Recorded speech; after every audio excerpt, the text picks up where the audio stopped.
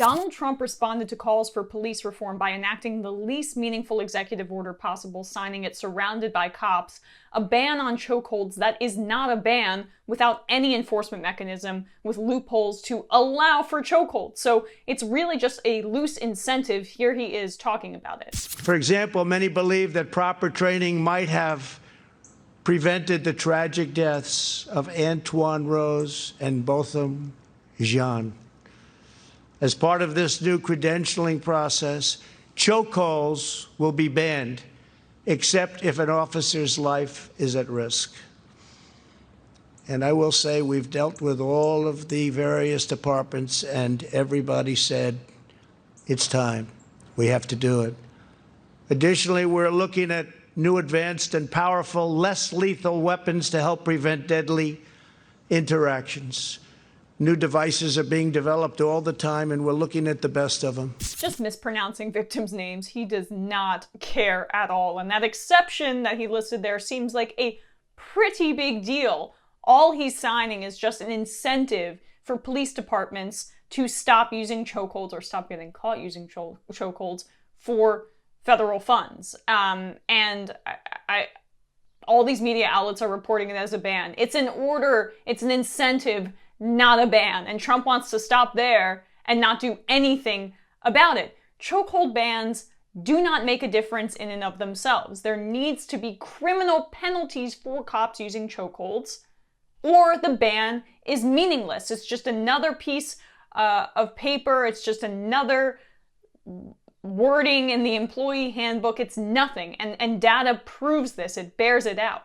An NPR review of bans on neck restraints in some of the nation's largest police departments found them largely ineffective and subject to lax enforcement. And when chokeholds specifically were banned, a variation on the neck restraint was often permitted instead. Some of the biggest police departments in the country have already instituted bans on chokeholds. The Los Angeles Police Department banned what's called the bar arm chokehold in 1982. The NYPD banned chokeholds in November 1993, except when an officer's life is in danger. Sounds like Trump there. And the Chicago Police Department did the same in May 2012. Philadelphia and Houston have similar policies.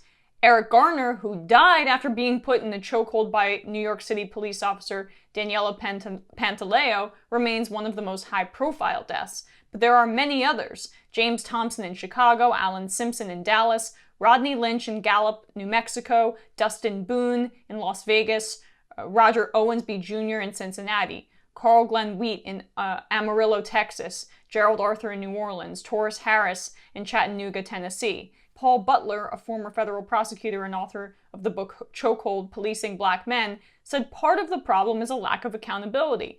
If we look at the ban in New York City, it's kind of like a rule in an employee handbook: don't use a chokehold. We shouldn't expect these kinds of light bans to work, he says. In fact, when the city's Civilian Complaint Review Board studied its use in 2014, it found hundreds of complaints a year alleging that police officers used the technique, and even concluded that the use of chokeholds at the time appeared to be rising despite a decades-long ban. I know that was a lot of information that I threw at you, but I felt every piece was important.